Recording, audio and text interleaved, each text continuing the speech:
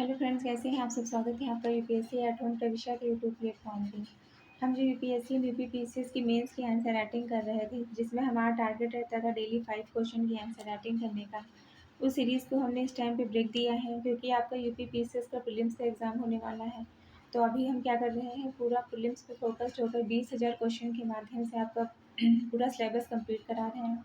जिसमें सबसे पहले हमने जो है एनवायरनमेंट कंप्लीट कर लिया है और आपका एंशिएंट हिस्ट्री भी कंप्लीट हो गया है।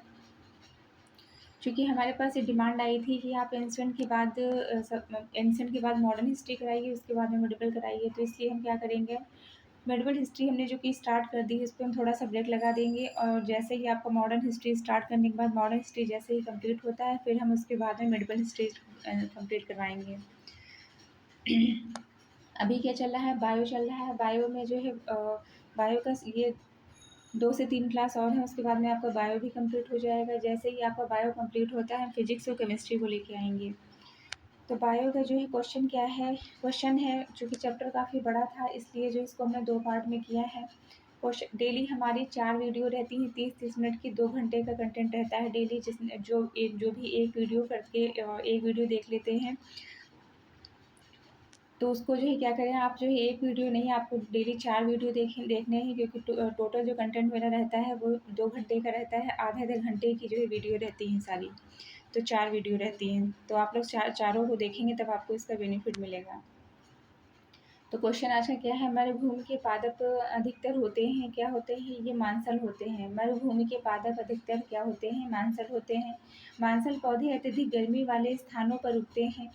वृक्षों को वाष्पीकरण तथा पशुओं से बचाने के लिए प्रकृति इन्हें कांटे तथा मांसल का रूप प्रदान करती है। इस प्रकार की वृक्षों की मोटी छाल इनकी गर्मी से रक्षा करती है ताकि वाष्पीकरण की क्रिया कम हो। जैसे कि नागफनी। फिर से एक बार देखेंगे क्या है कि मांसल पौधे अत्यधिक गर्मी वाले स्थानों पर ही उगते हैं। वृक्षों को वाष्पीकरण तथा पशुओं से बचाने के लिए प्रकृति इन्हें कांटे तथा मांसल का रूप प्रदान करती है। इस प्रकार के वृक्षों की मोटी छाल इनकी गर्मी से रक्षा करती है ताकि वाष्पीकरण की क्रिया कम हो, जैसे कि नागफनी का पौधा। नेक्स्ट क्या है, पृथ्वी पर अधिकांश ऑक्सीजन उत्पादित होती है। कहाँ पर उत्पादित होती है, शैवालों में। पृथ्वी पर अधिकांश ऑक्सीजन कहाँ पर उत्पादित होती है, शैवालों में उत्पादित होती है। शैवाल या एल्गी पादप जगत का सबसे सरल जीव है जो प्रकाश संश्लेषण क्रिया के द्वारा भोजन का निर्माण करता है। शैवाल के अध्ययन को फाइकोलॉजी कहते हैं। क्या हमने देखा कि शैवाल या एल्गी पादप जगत का, आपको थोड़ा हो सकता है वॉइस में प्रॉब्लम आ रही होगी, मेरी तबीयत खराब, इसलिए बोलने में थोड़ा सा दिक्कत हो रही है, तो बहुत ज़्यादा तेज़ नहीं बोल सकते हैं। शैवाल क्या है, शैवाल एक एल्गी पादप जगत का सबसे सरल जीव है जो प्रकाश संश्लेषण क्रिया द्वारा भोजन का निर्माण करता है। शैवाल के अध्ययन को क्या कहते हैं, फाइकोलॉजी कहते हैं। ये ताज़े जल, समुद्री जल, गर्म जल के झरनों, कीचड़, नदी, तालाबों में पाए जाते हैं। बर्फ़ पर पाए जाने वाले शैवाल को क्रिप्टोफाइट्स तथा चट्टानों पर पाए जाने वाले शैवालों को लिथोफाइट्स कहते हैं। पृथ्वी पर अधिकांश ऑक्सीजन शैवाल के द्वारा उत्पादित होती है। फाइटोप्लैंक्टन एक कोशिकीय शैवाल होते हैं जिसमें प्रचुर मात्रा में खनिज, क्लोरोफिल आवश्यक अमीनो अम्ल, प्रतिऑक्सीकारक, न्यूक्लिक अम्ल, आवश्यक विटामिन पाए जाते हैं। जैसा कि नाम से ही स्पष्ट है कि यह समुद्र में पाए जाते हैं। ये पृथ्वी पर लगभग 90% ऑक्सीजन की पूर्ति के लिए जिम्मेदार होते हैं। कितने परसेंटेज, 90% जो है ऑक्सीजन की पूर्ति के लिए जिम्मेदार होते हैं। नेक्स्ट क्वेश्चन हम देखेंगे, निम्नलिखित में से कौन अधिकतम कुशलतापूर्ण सौर ऊर्जा को रासायनिक ऊर्जा में परिवर्तित करता है। कौन, क्लोरेला जो है सबसे ज़्यादा जो अधिकतम कुशलतापूर्वक जो है सौर ऊर्जा को रासायनिक ऊर्जा में कन्वर्ट करता है। क्लोरेला कुशलतापूर्वक सौर ऊर्जा को रासायनिक ऊर्जा में परिवर्तित करता है। सौर ऊर्जा को रासायनिक ऊर्जा में बदलने की क्लोरेला की क्षमता 8% है। क्लोरेला शैवाल की एक प्रजाति है। क्लोरेला के माध्यम से अंतरिक्ष यात्री को प्रोटीन युक्त भोजन, जल ऑक्सीजन सभी प्राप्त हो सकते हैं। ये शैवाल शीघ्रता से प्रजनन करते हैं तथा कार्बन डाइऑक्साइड का प्रयोग करके भोजन बनाते हैं। कार्बन डाइऑक्साइड लेने के उपरांत शुद्ध ऑक्सीजन छोड़ते हैं। प्रोटीन संश्लेषण के लिए नाइट्रोजन के स्रोत के रूप में ये शैवाल मूत्र मल से उत्पन्न पदार्थों का प्रयोग कर लेते हैं। नेक्स्ट हम देखेंगे वनस्पतिक नाम की द्विपद्धति द्विपद्धति द्विपदी पद्धति दी गई थी किसके द्वारा जो है सी लिनियस के द्वारा वनस्पति नामकरण की द्विपदी पद्धति दी गई थी किसके द्वारा सी लिनियन के द्वारा दी गई थी। अंतःजालमी फ्लोएम पाया जाता है, कहाँ पे पाया जाता है, स्ट्रगना में। कहाँ पाया जाता है, स्ट्रगना में। अंतःजालमी फ्लोएम पाया जाता है स्ट्रगना में। नेक्स्ट हम देखेंगे निम्नलिखित में से कौन जीव अपना भोजन अकार्बनिक पदार्थों से निर्मित करता है। तो कौन सा है, रबड़ का पौधा अपना भोजन अकार्बनिक पदार्थों से निर्मित करता है। निम्नलिखित में से कौन सा जीव अपना भोजन अकार्बनिक पदार्थों से निर्मित करता है, रबड़ का पौधा अपना भोजन अकार्बनिक पदार्थों से निर्मित करता है। उल्लेखनीय है कि रबड़ के वृक्ष भूमध्य रेखीय सदाबहार वनों में पाए जाते हैं। रबड़ क्या है, एक उष्णकटिबंधीय पौधा है। फिर से हम देखेंगे क्या क्या हमने देखा इसमें। रबड़ का जो पौधा है अपना भोजन अकार्बनिक पदार्थों से निर्मित करता है। उल्लेखनीय है कि रबड़ के वृक्ष भूमध्य रेखीय सदाबहार वनों में पाए जाते हैं। रबड़ उष्णकटिबंधीय पौधा है। नेक्स्ट हम देखेंगे फलों का वह प्रकार जिसमें लीची को रखा जा सकता है। कौन सा है, नट।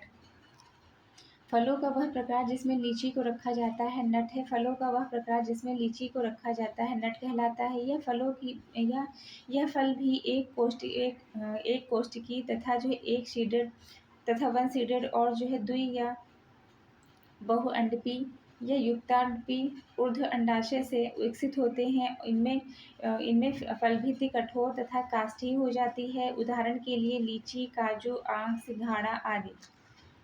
नेक्स्ट क्या है, निम्नलिखित में से कौन सा फल नट है, लीची। नारियल क्या है, अष्टफल है। सुपारी, सरसों फल है। बेरी है। लीची क्या है, नट है। मूंगफली है, लोमेंटम है। नेक्स्ट हम देखेंगे सबसे पहला ट्रांसजेनिक पौधा था। कौन सा था, सबसे पहला ट्रांसजेनिक पौधा था, तम्बाकू। ट्रांसजेनिक पौधे वे पौधे होते हैं जिसमें जीन इंजीनियरिंग तकनीक का प्रयोग करके हम उसके डीएनए को परिवर्तित करते हैं। पहला ट्रांसजेनिक पौधा 1983 में तैयार किया गया था जो तम्बाकू का था, जिसे मिचेल डब्ल्यू बेबन, रिचर्ड्स बी फ्लेवेल तथा मेरेंडेल क्लिंटन ने विकसित किया था। नेक्स्ट हम देखेंगे निम्नलिखित में से कौन सा पदार्थ लहसुन में पाया जाता है। कौन सा है, एलिसिन जो है लहसुन में पाया जाता है। लहसुन प्याज कुल एलिसी की प्रजाति है। इसका वैज्ञानिक नाम एलियस सेटाइवम है। लहसुन में रासायनिक तौर पर गंधक की अधिकता होती है। इसको पीसने पर एलिसिन नामक यौगिक प्राप्त होता है जो प्रतिजैविक विशेषताओं से भरा होता है। इसके अलावा इसमें protein, enzyme, vitamin B, saponin और फ्लेवोनाइड आदि पाए जाते हैं। नेक्स्ट हम देखेंगे सूची 1 को सूची 2 के साथ में सुमेलित करना है। इसके अंतर्गत क्या है, अवलंब मूल बरगद, अवस्तंभ मूल मक्का, स्वांगीकरण मूल अमृता टिनोस्पोरा, चूषकान कौन है, कुस्कुटा, अमरबेल। नेक्स्ट हम देखेंगे घटपर्णी के निम्नलिखित भागों में से कौन सा एक घट में रूपांतरित होता है। कौन है, पत्ता। घटपर्णी के तंतुओं के सिरे वाला भाग पत्ता घड़े के आकार जैसा हो जाता है जिसे घट कहते हैं। घट के मुख के एक ढकना जुड़ा होता है। मुख द्वार पर बहुत सी मधु ग्रंथियां एवं पाचक ग्रंथियां होती हैं जिनसे घट में एक पाचन अम्लीय द्रव स्रावित होता है। इस द्रव में पड़ने वाला कीट पहले डूब जाता है और तदुपरांत पचा लिया जाता है।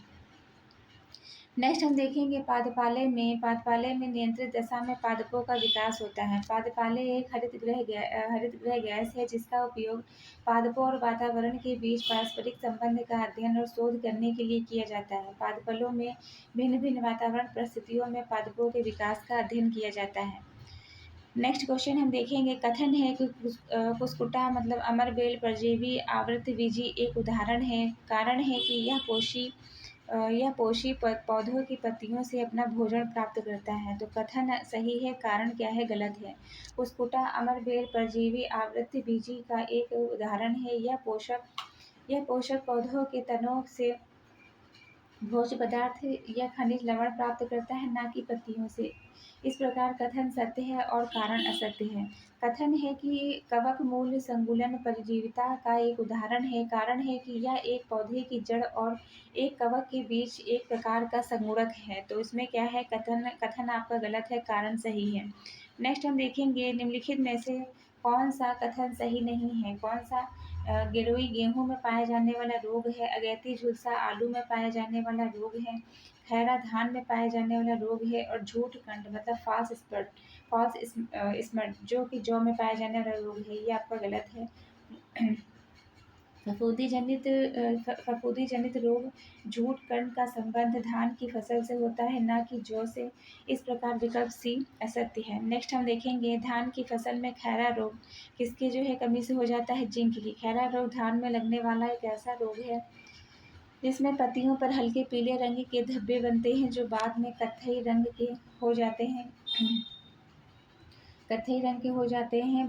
पौधा बौना रह जाता है और विकास कम होता है। यह रोग मिट्टी में जस्ते की कमी के कारण होता है। जिंक एक सूक्ष्म पोषक तत्व है, पौधे को इसकी सूक्ष्म मात्रा में आवश्यकता होती है। नेक्स्ट हम देखेंगे, पौधे को पराबैंगनी विकिरण के लिए होने वाली हानि से बचाने वाला वर्णक कौन सा है। कैरोटीनाइड है। कौन सा है, कैरोटीनाइड पौधे में पाया जाने वाला एक प्रकार का वर्णक है जो पौधे को पराबैंगनी विकिरण से होने वाली हानि से बचाता है। यह प्रकाश संश्लेषण से संबंधित प्रकाश तंत्र की प्रत्यक्ष रूप से सुरक्षा करता है। नेक्स्ट हम देखेंगे, सूची 1 को सूची 2 से सुमेलित करना है। तर्क रूप मूली से संबंधित है और कुंभी रूप संबंधित है सलजम से। शंख रूप गाजर से। कंदिल संबंधित है डहेलिया से। फिर से एक बार देखेंगे, तर्क रूप संबंधित है मूली से और कुंभ रूप संबंधित है शलजम से। शंख रूप संबंधित है गाजर से और कंदिल संबंधित है डहेलिया से। नेक्स्ट क्वेश्चन है, सूची 1 को सूची 2 से सुमेलित करना है। औषधि है और उससे संबंधित विकार है। ब्राह्मी मस्तिष्क टॉनिक है। ब्राह्मी क्या है, यह मस्तिष्क जो है टॉनिक है, दिमाग को जो है तेज करता है जैसा कि सुना है। सदाबहार क्या है, मधुमेह दूर करने का जो है सदाबहार क्या है, सदाबहार जो है और डायबिटीज दूर करने वाला है। और पुदीना क्या है, वातहर है। तुलसी है कफोत सारक। तुलसी जो है क्या करती है, यह कफोत सारक के रूप में भी काम करती है। जब हमें जो है सर्दी जुकाम हो जाता है तो हम क्या करते हैं, तुलसी का यूज़ करते हैं।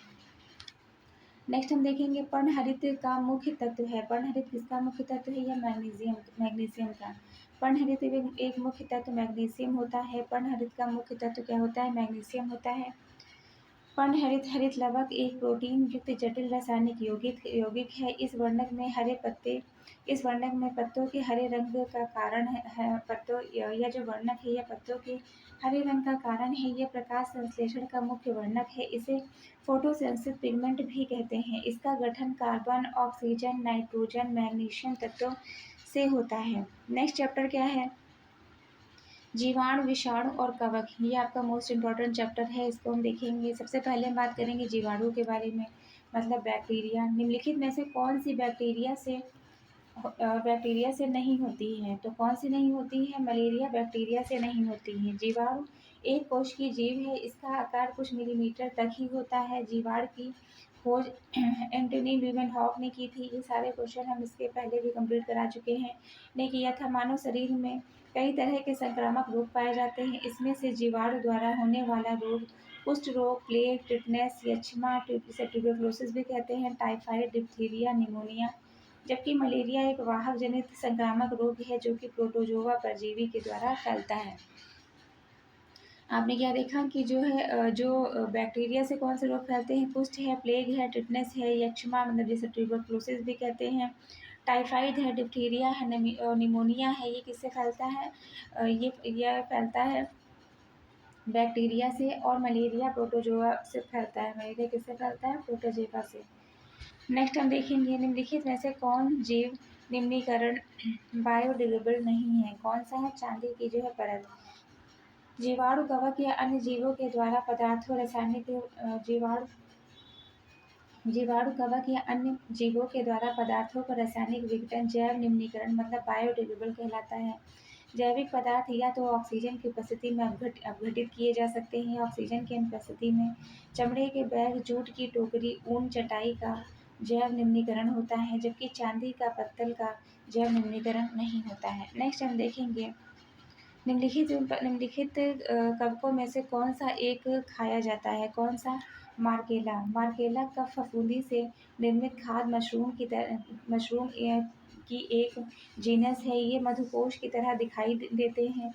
ऊपरी भाग उनके बीच गड्ढों के साथ लकीरों के एक नेटवर्क से बना होता है, जबकि म्यूकर तथा जो है राइजोपस कवक खाद्य पदार्थों पर उगकर उसे खराब कर देते हैं। नेक्स्ट हम देखेंगे निम्नलिखित में से कौन सा रोग विषाणु जनित है? कौन सा है? यकृत शोथ क्या है? विषाणु जनित है। हेपेटाइटिस मतलब यकृत शोथ रोग विषाणु जनित है। यह मूल रूप से लीवर से जुड़ी बीमारी है। इस बीमारी में लीवर में सूजन आ जाती है। हेपेटाइटिस में 5 प्रकार के वायरस होते हैं, A, B, C, D और E। हेपेटाइटिस का कारण वायरल इन्फेक्शन, शराब पीना, दवाइयों का साइड इफ़ेक्ट्स आदि है। क्या है? इसका जो कारण क्या होता है? वायरल इन्फेक्शन होता है और शराब पीने की वजह से भी हो जाता है और दवाइयों के साइड इफ़ेक्ट्स के कारण होता है। नेक्स्ट हम देखेंगे नाइट्रोजन स्थिरीकरण जीवाणु किस पौधे की जड़ के साथ संयोजन करते हैं? किसके साथ? दालों के साथ। नाइट्रोजन स्थिरीकरण करने वाले जीवाणु दाल के पौधों से जुड़े दाल के पौधों के जड़ों के साथ संयोजन कर नाइट्रोजन का स्थिरीकरण करता है। इस जीवाणु को राइजोबियम एजेटोबैक्टर के नाम से जाना जाता है। नेक्स्ट हम देखेंगे कथन है कुछ जीवाणु अपना भोजन संश्लेषित कर सकते हैं। कारण है इन जीवाणु में हरा पदार्थ जो हरित लवक कहलाता है पाया जाता है। तो कथन सही है और कारण गलत है। जीवाणु कोशी प्रोकैरियोटिक कोशिकाओं से बने होते हैं। ये प्राय क्या होते हैं? ये एक कोशी होते हैं। इसकी खोज जो है किसने की थी? लीवेनहॉक के द्वारा जो है की गई थी। और यह इसमें क्या है? इसकी कोशिका भित्ति पॉली जो है सैकराइड, लिपिड और प्रोटीन से बनी होती है। कोशिका भित्ति के चारों ओर स्माहक की परत पाई जाती है। नेक्स्ट हम देखेंगे सूक्ष्म जीवाणु बैक्टीरिया को देखा जा सकता है किसके द्वारा? कंपाउंड्स खुर्दबीन के द्वारा। किसके द्वारा दिखाता है? कंपाउंड्स माइक्रोस्कोप द्वारा वस्तुओं के आकार को कई गुना बड़ा करके देखा जा सकता है। चूँकि कंपाउंड्स खुर्दबीन किसी वस्तु को 1500 से लेकर 2000 गुना बड़ा करके दिखाता है, इसलिए इसका प्रयोग सूक्ष्म जीवाणुओं के लिए किया जाता है। क्या हमने देखा कि कंपाउंड्स जो माइक्रोस्कोप है उसके द्वारा वस्तुओं के आकार को कई गुना बड़ा करके देखा जा सकता है। चूँकि कंपाउंड खुर्दबीन किसी वस्तु को 1500 से 2000 तक मतलब 1500 से लेकर 2000 गुना अधिक बड़ा करके देखा जा सकता है, इसलिए इसका प्रयोग सूक्ष्म जीवों को देखने के लिए करते हैं। नेक्स्ट हम देखेंगे सूक्ष्म जीवाणु बैक्टीरिया के बारे में निम्नलिखित में से कौन सा कथन सत्य है? ये जीवित व मृत सीमा रेखा पर होते हैं। ये वनस्पति या जानवर की सीमा रेखा पर होते हैं। ये फूल देने वाले, फूल ना देने वाले वनस्पति की सीमा रेखा पर होते हैं। उपयुक्त में से कोई नहीं। तो उपयुक्त में से कोई नहीं है। इसमें जीवाणु सूक्ष्म जीव हैं। इनका शरीर एक कोशीय होता है। इनकी वृद्धि कोशिका विभाजन के फलस्वरूप होती है। यही कारण है कि 1 घंटे में एक जीवाणु से करोड़ों जीवाणु उत्पन्न होते हैं। अमोनिया नाइट्रेट बनाने का कार्य जीवाणु करते हैं। पौधे वायुमंडलीय नाइट्रोजन इन्हीं जीवाणुओं के माध्यम से ग्रहण करते हैं। जीवाणु को मोनोरा जगत में रखा गया है। इनका अध्ययन जीवाणु विज्ञान कहलाता है। नेक्स्ट हम देखेंगे सूर्य के प्रकाश के अदृश्य भाग से प्रकाश संश्लेषण किया जाता है किसके द्वारा? बैक्टीरिया के द्वारा। कुछ बैक्टीरिया जिसे साइनो बैक्टीरिया भी कहा जाता है सूर्य के प्रकाश के अदृश्य भाग से जहाँ प्रकाश न्यूनतम पहुँच पाता है वहाँ प्रकाश संश्लेषण की क्रिया करते हैं। नेक्स्ट हम देखेंगे भोजन का विषाक्त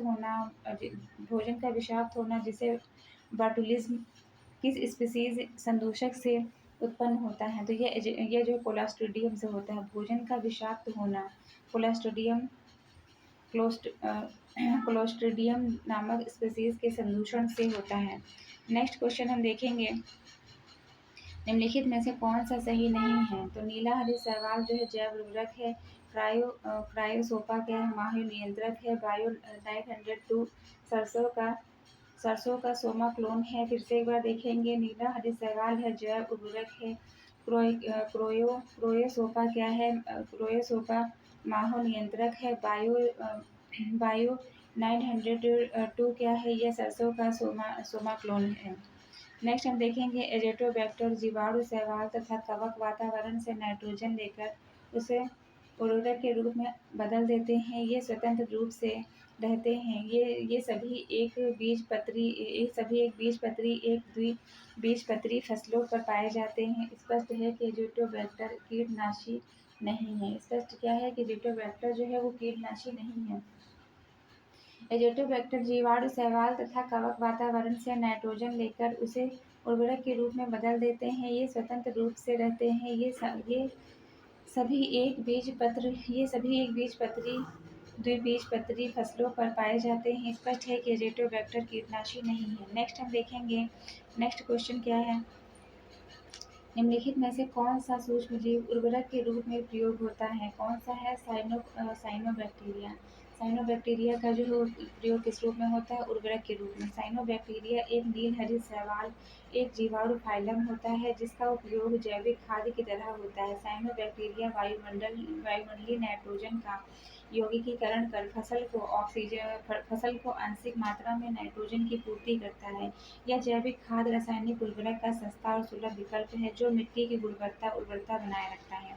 नेक्स्ट हम देखेंगे, प्राचीन काल में दही जमाने की बायोटेक्नोलॉजी की प्रक्रिया में किसकी आवश्यकता होती थी? जीवाणु की।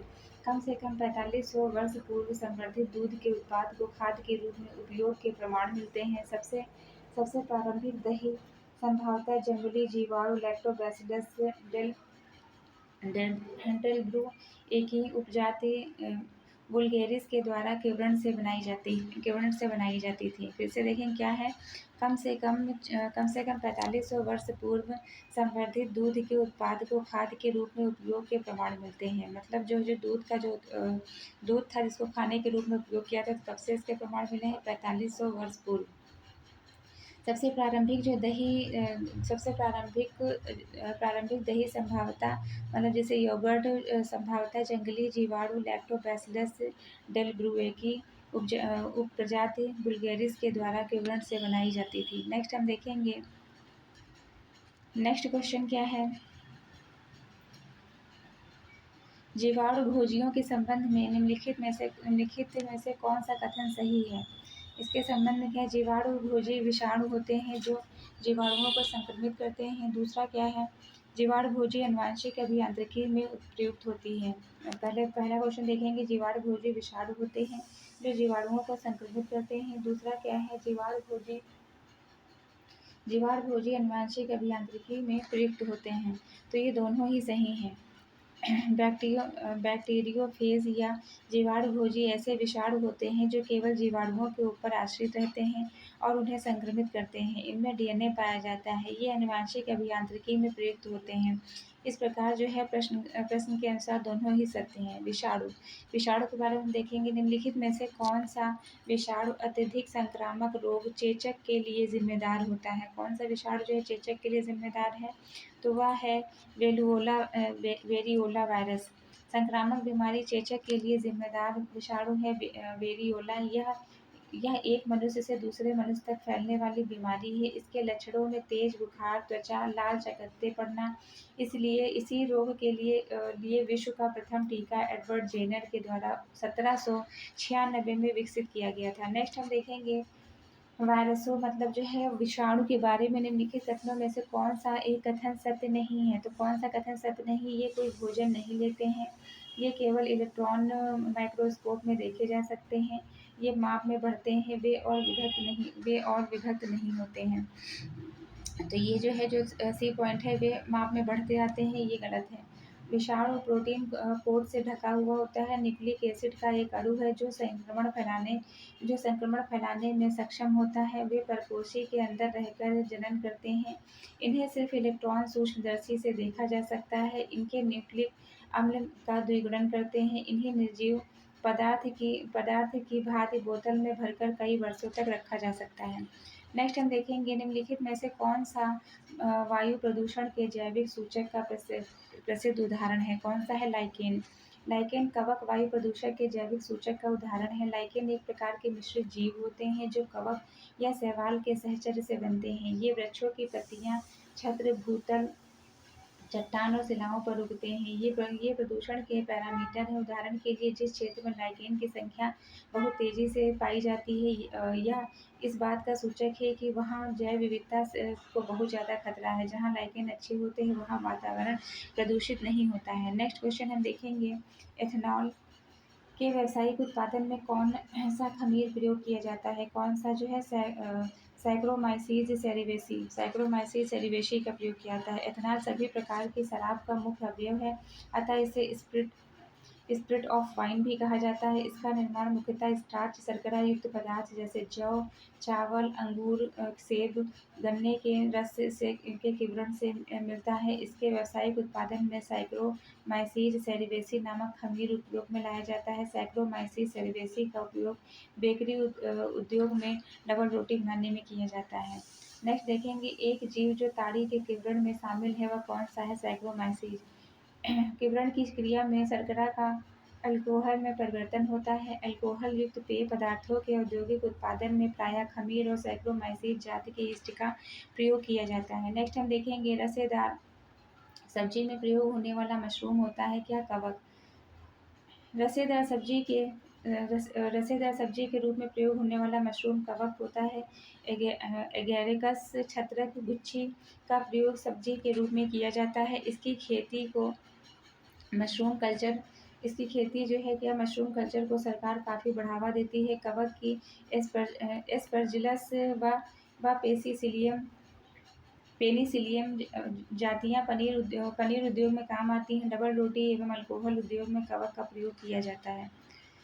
नेक्स्ट क्वेश्चन हम देखेंगे एक सूक्ष्म जीव जो शराब उद्योग में एल्कोहाइड किण्वन के लिए प्रयुक्त किया जाता है वह कौन सा है। ईस्ट है। ईस्ट एक कोशीय मृतोपजीवी कवक है जिसमें क्लोरोफिल नहीं पाया जाता है, इसलिए ये अपना भोजन स्वयं नहीं बना सकते हैं। इनका पता सर्वप्रथम एंटोनी वॉन लीवेनहॉफ द्वारा लगाया गया था। इसका उपयोग अल्कोहल, बियर, शराब, डबल रोटी बनाने में किया जाता है। लुई पास्चर ने ईस्ट के किण्वन संबंधी गुण का पता लगाया। जीवाणु का सबसे पहले पता हॉलैंड के एंटोनी लीवेनहॉफ ने लगाया है। उन्होंने 1676 में अपने द्वारा बनाए गए सूक्ष्मदर्शी के दांत के खुरचन में जीवाणुओं को देखा। इन्हें सूक्ष्म जीव कहा गया। इसी कारण लीवेनहॉफ को जीवाणु विज्ञान का पिता कहते हैं। बाद में एहरेनबर्ग ने 1828 में इन्हें जीवाणु नाम दिया। लुईस पास्चर ने किण्वन पर कार्य के आधार पर जन्म सिद्धांत प्रतिपादित किया। रॉबर्ट कोच ने 1881 में सर्वप्रथम जीवाणुओं का कृत्रिम संवर्धन किया और कॉलेरा क्षय रोग के जीवाणुओं को अलग किया, जिससे 1905 में नोबेल पुरस्कार मिला। ये एक कोशिकीय पर्ण रहित सूक्ष्म जीव होते हैं। नेक्स्ट क्वेश्चन हम देखेंगे निम्नलिखित में से कौन सा नाइट्रोजन स्थिरीकरण करने वाला जीव नहीं है। तो कौन सा है। माइकोराइजा। यह आज की सीरीज का लास्ट क्वेश्चन है। नोस्टॉक, एनाबिना, एजेटोबैक्टर और नाइट्रोजन स्थिरीकरण करने वाले जीव हैं, जबकि माइकोराजा किसी कवक या वाहिक पादपों की जड़ों के बीच परस्पर सहजीवी का संबंध को कहते हैं। इस प्रकार के सहजीवी संबंध में कवक पौधों की जड़ों पर आश्रित होते हैं। एक बार क्वेश्चन को फिर से देखें। क्वेश्चन क्या था कि निम्नलिखित में से कौन सा एक नाइट्रोजन स्थिरीकरण करने वाला जीव नहीं है। तो इसमें क्या है। नोस्टॉक, एजेटोबैक्टर और एनाबिना ये जो है नाइट्रोजन स्थिरीकरण करने वाले जीव हैं। क्या नहीं है। ये माइकोराइजा जो है इसके अंतर्गत शामिल नहीं है। नोस्टॉक, एनाबिना एजेटोबैक्टर नाइट्रोजन स्थिरीकरण करने वाले जीव हैं, जबकि माइकोराइज़ा किसी कवक या वाहिक पादपों की जड़ों के बीच परस्पर सहजीवी संबंध को कहते हैं। इस प्रकार सहजीवी संबंध में कवक पौधों की जड़ों पर आश्रित रहते हैं। तो ये हमारा जो है चैप्टर लास्ट चैप्टर ये है। इसके बाद में हम जो विविध मिसलेनियस जो आता है, जो भी आपका जैसे ही सब्जेक्ट कंप्लीट होता है, लास्ट का जो टॉपिक होता है तो उसको हम कवर करेंगे। उसके बाद में 2 क्लास में वो कवर हो जाएगा। उसके बाद में आपकी जो है उसी के साथ आपकी बायो कंप्लीट हो जाएगी। उसके बाद में हम केमिस्ट्री या जो है फिजिक्स लेके आएंगे। आप लोगों को ये सीरीज़ कैसी लग रही है हमारे कमेंट सेक्शन में ज़रूर बताइए। इसके बाद ये हमारी पहली सीरीज़ है। इसके साथ हमारा डेली का जो कंटेंट रहता है 2 घंटे का रहता है, 30-30 मिनट की 4 वीडियो रहती हैं। तो आप सभी जो है चारों वीडियो को देखेंगे तब आपको इसका बेनिफिट मिलेगा। तो ऐसे ही पढ़ते रहिए, लाइफ में आगे बढ़ते रहिए, यूपीएससी एट होम प्रविशा के साथ प्रीलिम्स मेंस प्रैक्टिस करते रहिए।